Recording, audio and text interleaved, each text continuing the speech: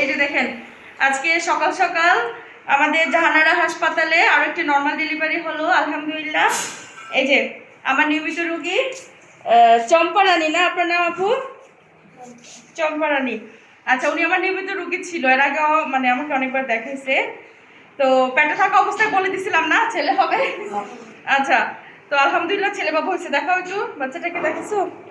আচ্ছা, ওর ওজন হয়েছে 2 কেজি 700 গ্রাম। 800, 2 কেজি 800, আলহামদুলিল্লাহ 2 কেজি 800 হয়েছে আলহামদুলিল্লাহ। মা মনে হয় 11টা থেকে ব্যথা ছিল না সন্ধ্যা, তো একটু টিয়ার হয়ে গেছে।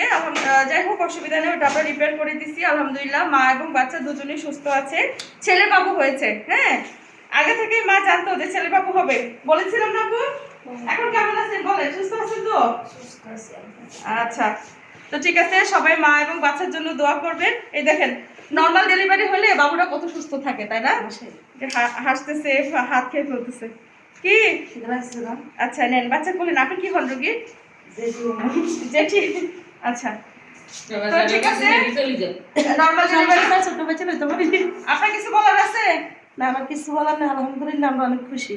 আচ্ছা, নর্মাল হওয়াতে অনেক খুশি। তো আপনারা দোয়া করবেন, জানারা হাসপাতালে আসবেন, আপনারা হাসপাতালে আসবেন ইনশাল্লাহ। আমরা চেষ্টা করব প্রথমে নর্মালে, তারপরে যদি না হয় সেটা তো এখন তো বাধ্যগত হয়ে আমাদের সিজার ডিসিশন দিতে হবে। যেটা সিজার করবো সেটা সিজার, যেটা নর্মালে হবে ইনশাল্লাহ সেটা নর্মালে।